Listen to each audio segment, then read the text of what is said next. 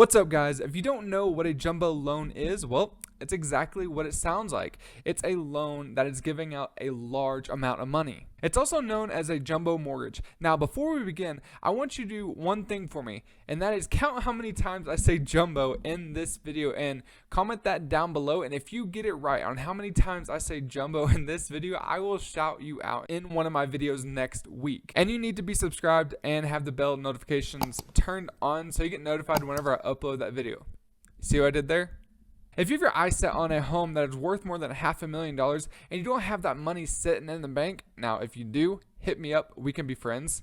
But if you don't, you're going to be typically using a jumbo loan or a jumbo mortgage. If you're trying to land one of these jumbo loans, you're going to be facing a more rigorous process than the average homeowner that's getting a normal conventional loan.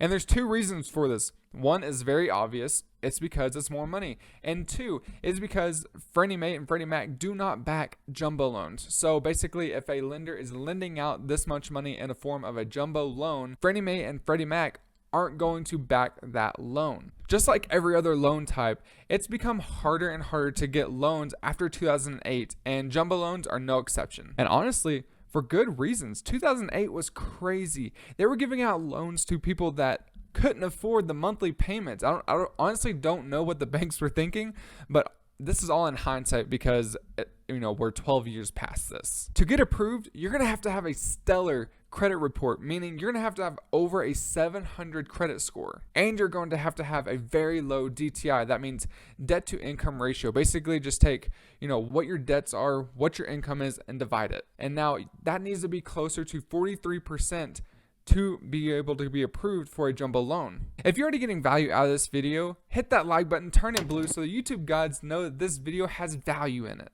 Now here comes some crazy information. You're going to have to prove to the bank that you have cash readily available for 2 months cash reserves, and some banks are even up to 6 months cash reserves. Now with a jumbo loan, obviously the monthly payments are going to be crazy high compared to someone that's buying a $100,000 home. Meaning if you get a jumbo loan, your monthly payments $10,000, just rough estimate. This isn't meaning if you get a jumbo loan, it's going to be $10,000. No, this is just for an example.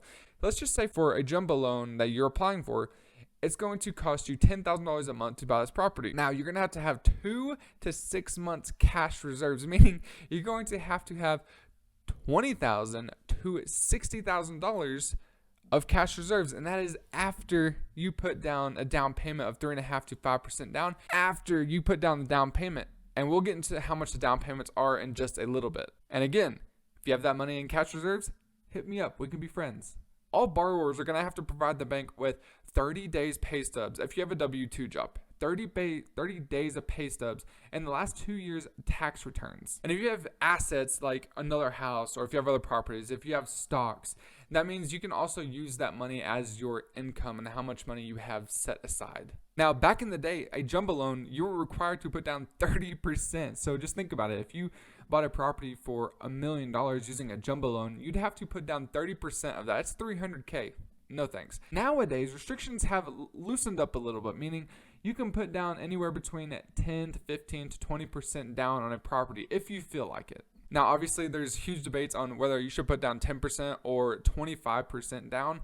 If you put down over 20% down on this property, you can avoid PMI, which is private mortgage insurance, which is just a way for the bank to have insurance on the property. Meaning, since you put down such a low amount, the banks want some insurance. Let's say you put down 10% and then you finance the rest. You finance the 90%.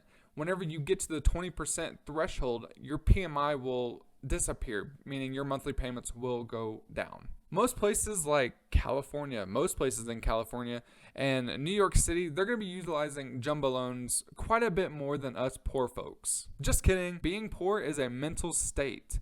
If you're broke, that's just a temporary situation. So if you aren't in California and if you aren't in New York City and you're still utilizing a jumbo loan to buy a mansion, hit me up. And again, if you enjoyed this video, hit that subscribe button, turn on bell notifications so you get notified every time I upload a new YouTube video. But until next video, guys, I'm out. See ya.